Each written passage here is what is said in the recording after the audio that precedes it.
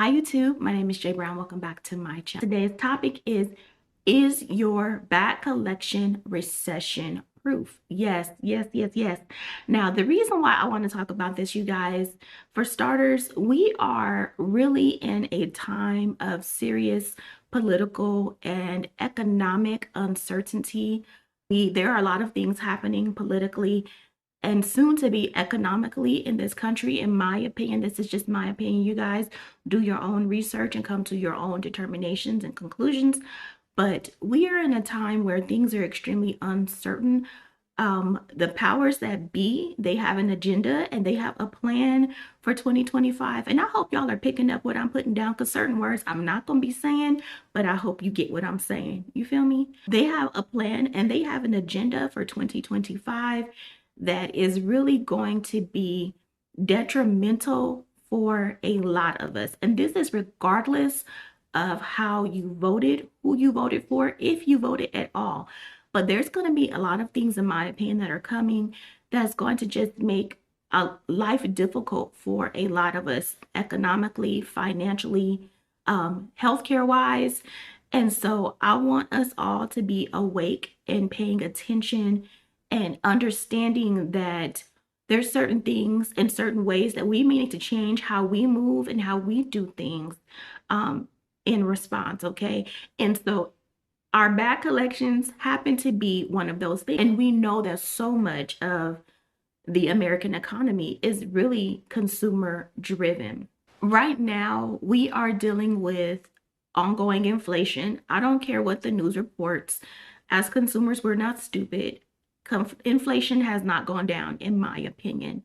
The price of eggs in California is absurd. In Southern California, y'all, a dozen eggs is $7. $7 for a dozen eggs. It is wild. The price of gas right now is still well over $4 a gallon, and that is on the winter blend, not even the summer blend, y'all. So those of us who drive SUVs, who have long commutes or bigger cars, we're spending a lot of money just for basic necessities. The cost of feeding our families, it is forever increasing. I'm not seeing where we're getting a break. And regardless of how you voted, there are political and budget decisions being made that's going to impact us all. At this point, I feel like if you're not a millionaire, you're just struggling. So all of these things is really making me look at how I shop, how I move, and how I spend my money.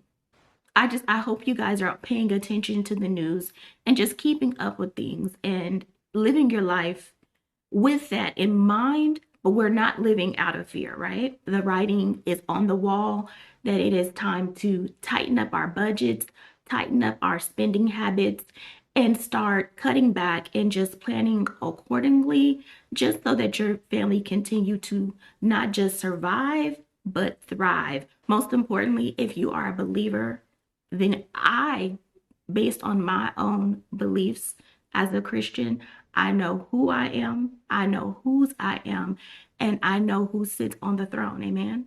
So with that, you guys, I will not be living my life in fear.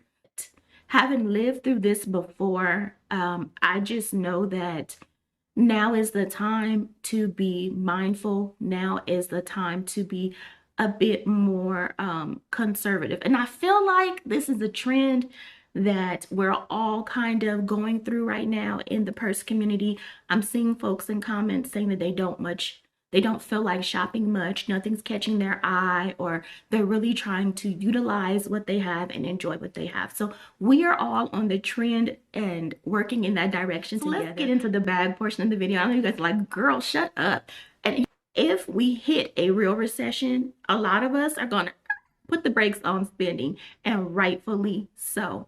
So the first step that eliminating bags that no longer serve you and that no longer speak to you, that have outlived their usefulness, or they just are not bags that you gravitate towards. The goal right now should be to use what you love and get rid of the rest, okay? There's no need to hold on to bags. Sometimes we have the urge to hold on to bags because maybe we spent a good amount of money on it, or it was a gift, or whatever reason. But if that bag is not serving you well and it's just taking up space, or honestly, if you spent a good amount of money and you know you're never going to carry it, you might as well just cut your losses, recoup some of your money, and get rid of it. The bags that you have serve one of these three purposes.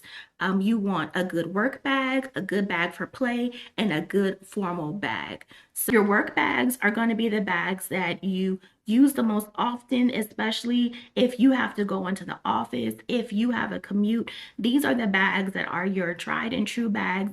It can hold a lot if you are a big bag girl, or it holds your essentials. Whatever your preference is for a work bag, it holds all of your supplies, your laptop, your notebook, whatever you need.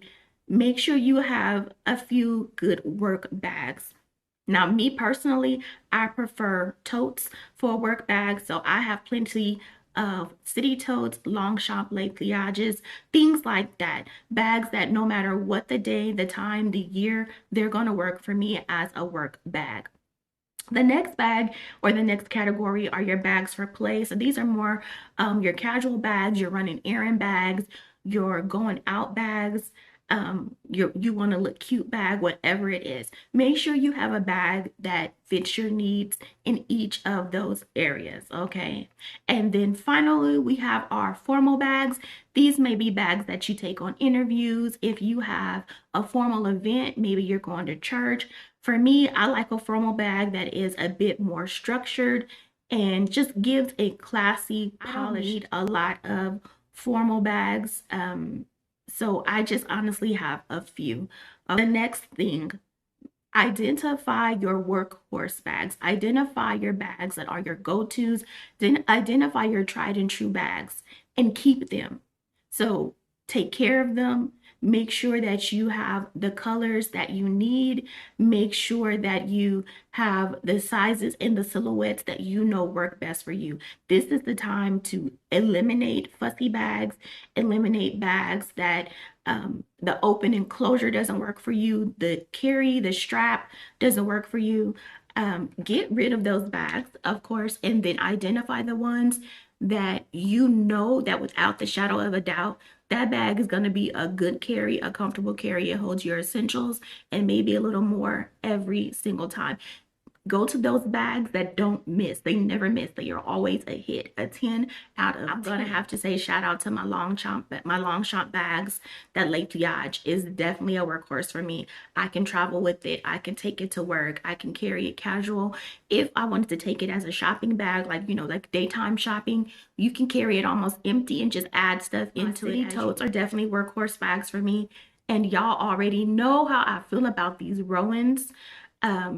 I like bags that can be double duty or at the very least have multiple carry options. And then next up, when it comes to recession proofing your collection, make sure that you have your SLG game on lock. So for me, I like to make sure that I have what I call a trifecta for any of my SLGs. So like, for example, I like to make sure that I have a card case, a wristlet, and this is actually a wallet, you guys. And a wallet, at least three coordinating pieces. If you're a matchy girl, if you have at least 3 coordinating pieces for your trifecta, then you can easily switch from bag to bag. You can easily create your own setups, or it's easy to just kind of mix and match across when you're building your SLG trifectas. Make sure that you stick with neutrals first. So you can do browns, you can do creams or off-whites, you can do black, and just get your trifecta going. And then from there, if you want to continue building your SLG collection, you can. But once you get that trifecta on lock, then you can just stop there, right? Because if we're dealing with a recession and we're cutting back, we're not spending, then you're going to just need tried and true pieces that are going to withstand wear and tear and make it easy for you to switch your bags, stay organized, and will stand the test of time. And so me personally, my go-to for SLGs is typically Coach, but whatever brand you like, work with that. And don't be afraid to mix and match, you guys. Your trifecta does not have to all be the same brand. It just needs to be silhouettes and colors that works for you. While we're on the topic of SLGs, you know, if you're cutting back financially and you are trying to reduce your spending, now is also a good time. Instead of adding bags to your collection, maybe just add an SLG or two. So if Coach or whichever brand you like comes out with a new collection, instead of feeling compelled to get a new bag or feeling like you need to purchase everything in a collection or a drop that comes out, you don't have to. You can just grab a wallet or a wristlet and call it a day. Or if you really and truly don't need it, then pass on it.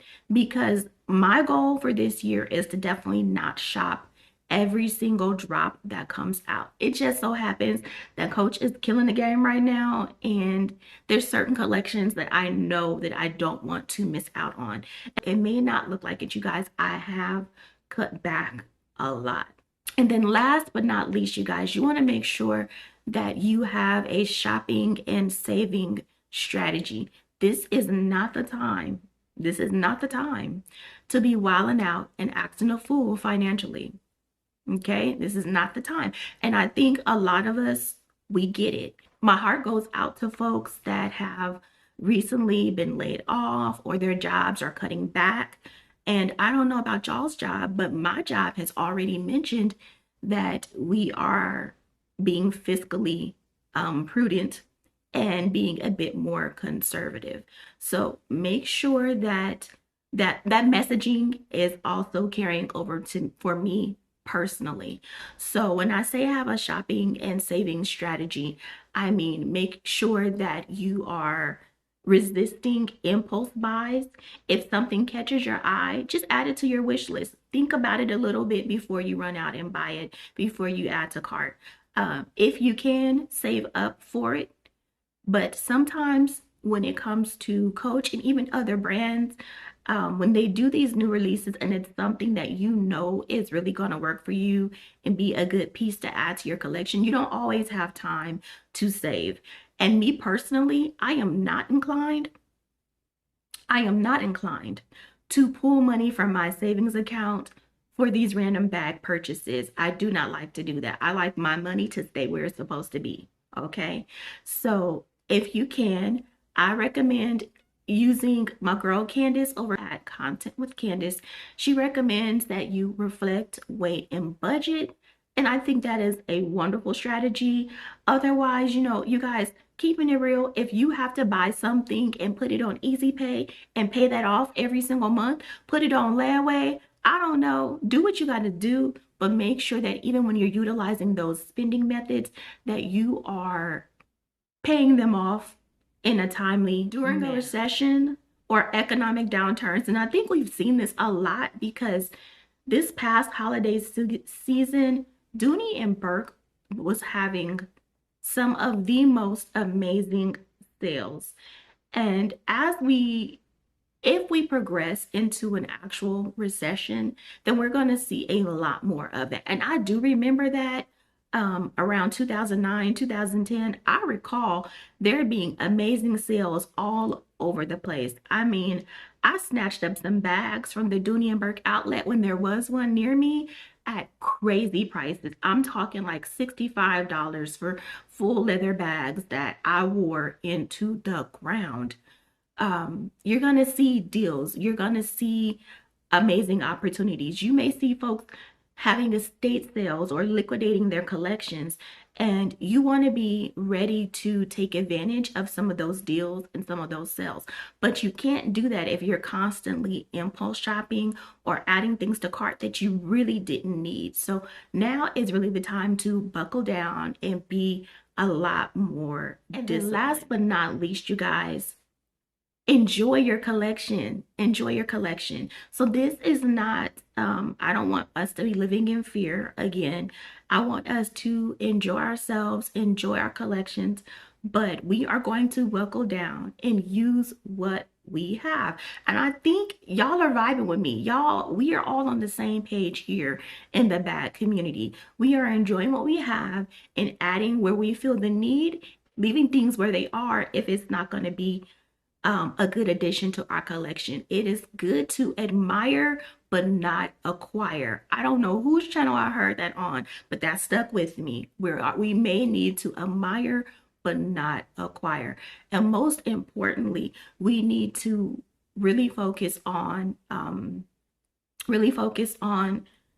overcoming FOMO, the fear of missing out, really focus on not feeling like we have to participate in every drop or collection that gets released.